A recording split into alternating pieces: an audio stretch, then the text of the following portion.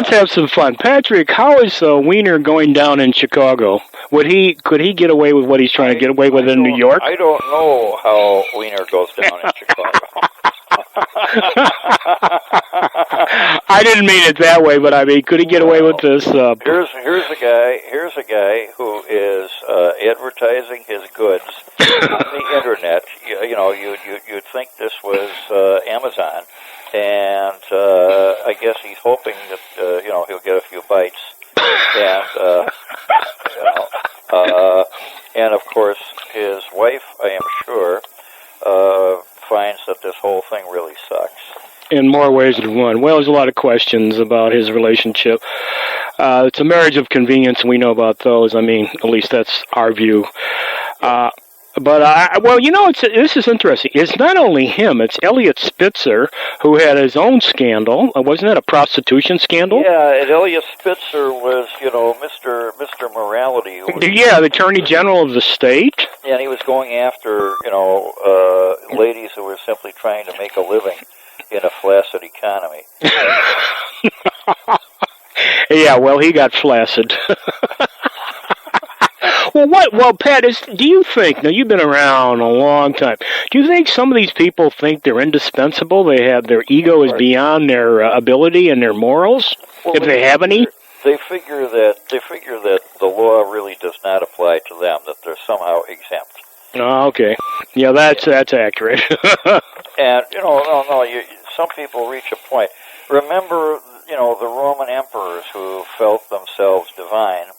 And, of course, this didn't help when all of their lackeys went around whispering, in their ear, divinity whenever they wanted to get his attention. And there's also, interestingly enough, as you probably know, it was customary in ancient Rome, when an emperor or a general rode in a triumphal procession, there would be a slave standing behind him on the chariot, reminding him that you too are mortal. Right. Maybe we ought to bring this back.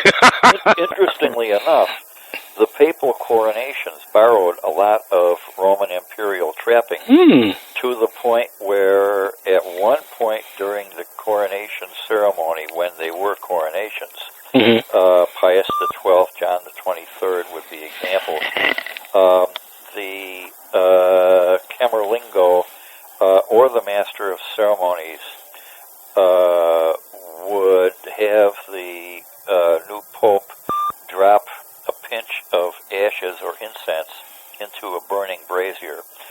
And, of course, that would fizzle up, and then the Master of Ceremonies would remind the pontiff, Holy Father, so passes the glory of the world.